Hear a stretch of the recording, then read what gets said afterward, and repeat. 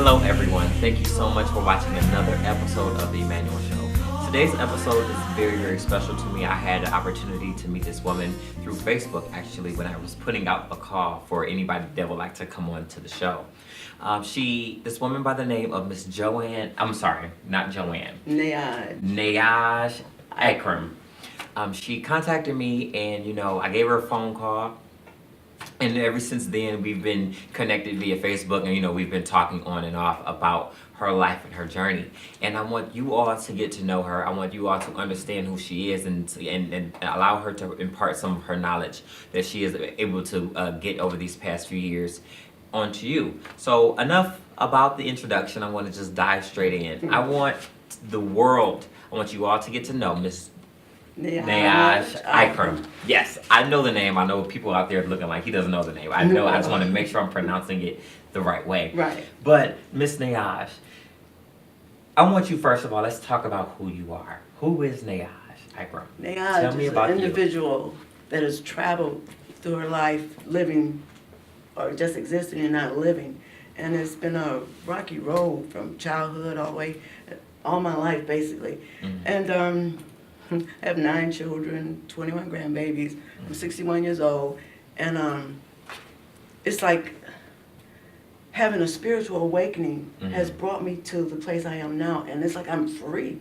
I've never been free in my life. It's like I've always been held down by my childhood and molestation and drugs or whatever else, and today I am who I am because the light of I am shines through me, and when you have that light, you see and you feel people's energy, and I go on energy. I keep my life positive. All my thoughts are positive. I use positive words because what you speak is like abracadabra. What you speak and think, you create. So you create your own world, and I have created a positive heaven right here and hell on earth, and it's a beautiful thing. That's amazing. So, okay, you talk about this new spiritual awakening. Tell me about what caused you to have a spiritual awakening. What was the thing that walked you into that path? Well, I've been a psychiatrist like over 15 years, so forth and so on. But it started as a child. I had obsessive compulsive disorder, and I know what it is now. I didn't know what it was then. Like, don't step on a crack or step on a line and stuff. But I remember going to elementary school and touched a pole. There's people at a pole, and I walked a whole block and had to go back and touch that pole again because I had to do it twice. Back then, everything had to be even. When I chew my food, or when I drank waters, I count my swallows and so on and so on. And I eventually got to the point where everything could be even but money. So I learned because my money wasn't even but that was a thing. But I have been challenged, and I was diagnosed with multiple psychiatric problems. They told me I had the worst mental illnesses there is. And in my mind, I'm like, if I have the worst mental illness, what do the real crazies have? But anyway, it just came to me one day. It's like, something's not right, Joanne. It's like, you shouldn't be feeling like this. Because they were making me crazy, And I was forced to take these medications for years. So I just came to me to do some research, so I could Google and start doing some things. And I changed the way I was eating. I first started off with the paleo diet, which is the way basically our ancestors ate. They ate off the land. They knew what they were eating. And so the paleo was no sugar, no gluten, no dairy, and you have to use healthy fats. So leaving the skin on the chicken because we need the good fat to get rid of the bad fat. Full fat Greek yogurt. Everybody was using full fat butter from grass-fed cows, and it's like I laid on the couch in the dark with this big huge TV on, just there, and then all of a sudden I woke up one day, and it's like, what happened to me? I was like having out-of-bodies experience. It was the weirdest thing ever. I always thought that was superstitious and nonsense, but it's real. You can astral project yourself out, and you like when you come in tune with yourself, reality sets in. It's like the pineal gland, the third eye that everybody wants to make so evil and wicked. It's not. We all have it. And the elite government has forcefully put fluoride in our water, poisons in our food, and it's calcified. So when you clean your body out by eating clean food, clean eating is like knowing what you put into your body. Everything I eat, I try the best of my ability to make sure I know where it came from. But anyway, it just like, it was awesome. It was like out-of-body experiences. And it was like, I was falling, like having fainting spells or something, but it was always like, I was being shoved like back into my body. And I was falling and I had cracked my head and bust ribs and I cracked my arm and it's blowing. My daughter and my son came over. My house looked like a crime scene. Too bad I didn't record it. They got some pictures of it, but it was just a spiritual awakening and the gift of the presence of who I really am and who we all are. We are all connected. We are all pure energy. We're all, I mean, every living thing is connected. And if you know about the atoms of the body and everything's made of atoms, and people like to say, I can say atom or Adam, whichever you prefer. But I choose to be made of atoms, and we're all connected. You know. So, you go through this spiritual transformation where your physical body were actually where you were hurt, but in a spiritual sense, you were actually made whole. And referring directly to your spiritual sense, what changed in your spiritual sense that allow you to see the world differently? What ways shifted your perspective? Learning to love myself. I always used to say I love myself, but I actually didn't. You know, I didn't know what love was. I didn't see love, you know. Didn't see hugging and kissing and that stepfather and my mom, you know, and he was abusing me. And that's all I knew, that was love, you know, being there for other people. And I was always giving, and I still do. It's just in my nature to give. But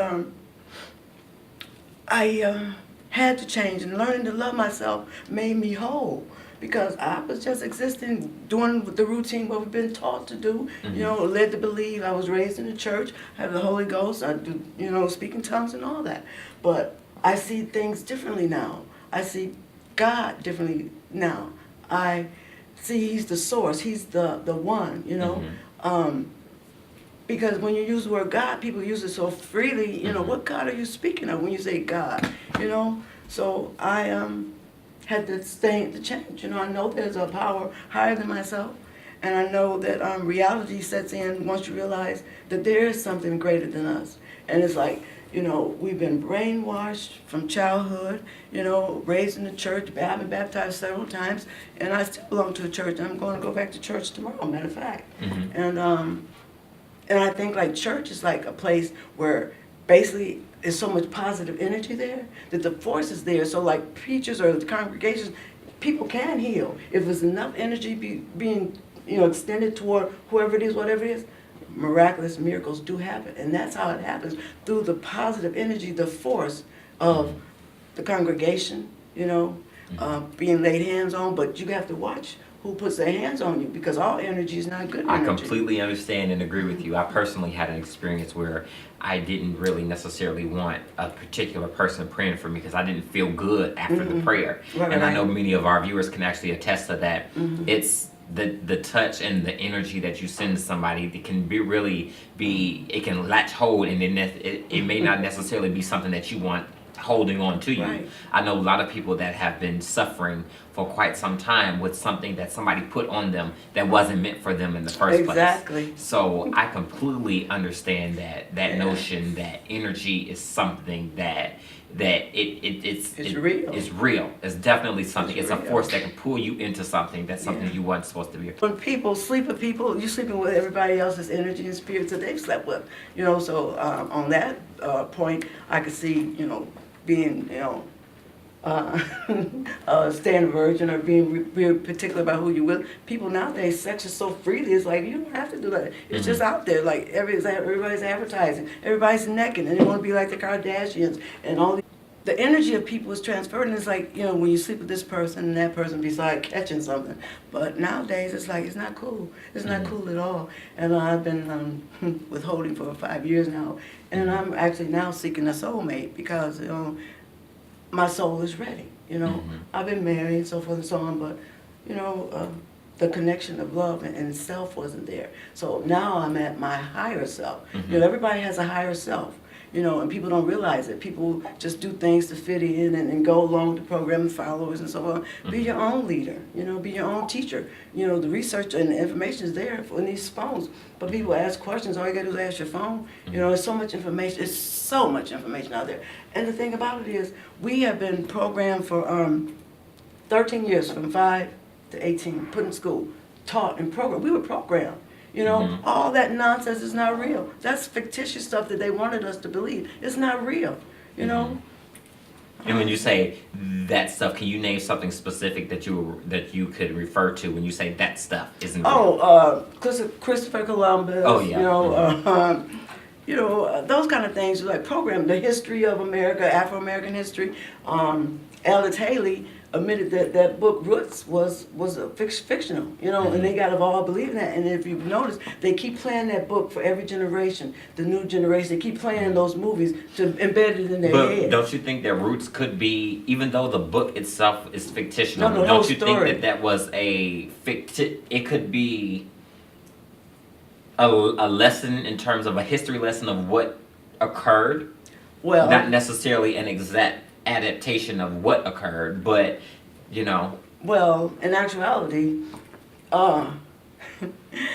we are the true indigenous people of the Americas, and that's the secret. That's why they keep us, people of color, at each other, especially being black, Afro American, Negro, whatever you want to call it. We used to be called colored people because we're the rainbow, and so they taught us this. We're programmed, but if that's what they in a rush now. Agenda 21 is real. Because people are waking up. People are waking up to the reality that we've been lied to, and it's not going to happen. That's why there's no unity in our nationality. People of color, they keep us at each other. Think about it. They got Greek town, Mexican town, Spanish town, all kinds of towns, but us, for us. Every time we get something, they destroy it, take it away. And I'm black, by the way. Yeah. So, in this spiritual awakening, what was the most problematic thing that kept coming at you, that prevented you, that wanted you to go back to an old lifestyle? Can you name something that really just kept coming at you, that you just felt like shifted you, that kept trying to shift you back? Well, negativity, because when the word, and I despise using the word hate, because I can feel it. Like when people say hate, I can feel it going through my body. It's like that's what you putting out to the universe.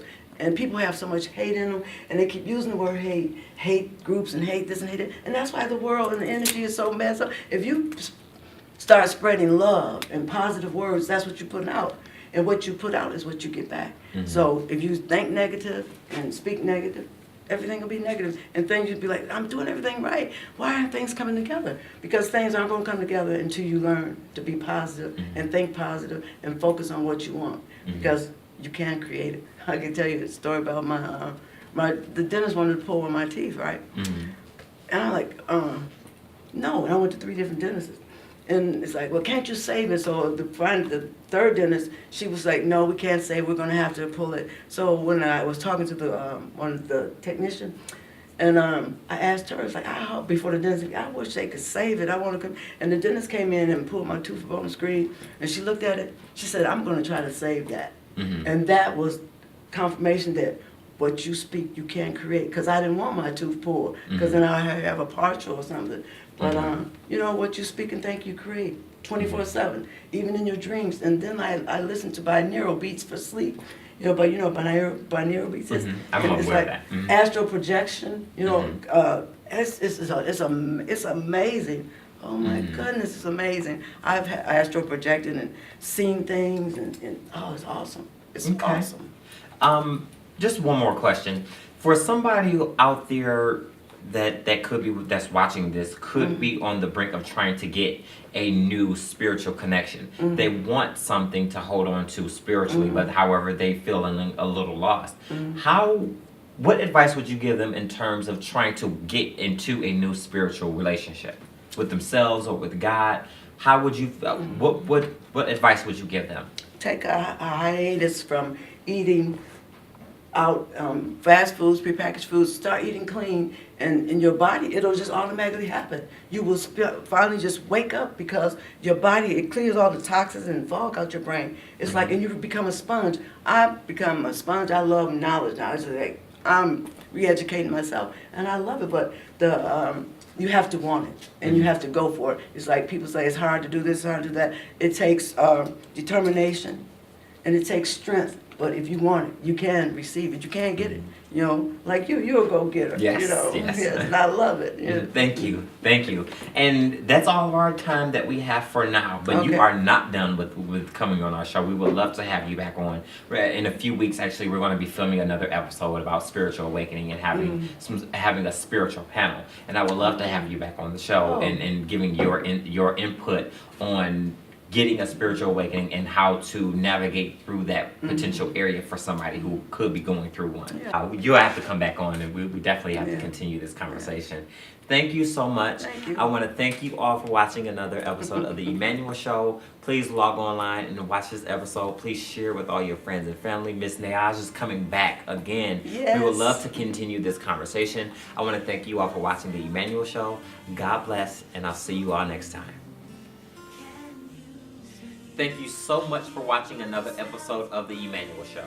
Here's a sneak peek of what's coming next week. Fun question. Do you have a type? I do have a type. What is that? So, okay, let's piggyback first before I answer this. Okay. Okay, because in my single life, my type I was just based off looks. Like he had to be fine, he had to have a car, he had to not be living at his mama's house, and that was like pretty much it. I never really thought about the personality of a man. Like now, it's like, of course I'm married now, but like my type is a guy who will go above and beyond for me, a respectful man, an honest man, somebody who loves to spend time with me. For this episode and many more like it, feel free to log online to www.theemanuelshow.com. We also would like for you to follow us on Facebook, follow us on Instagram, tweet us, and become a subscriber to our YouTube channel. Thank you so much for watching, and we'll see you all next time.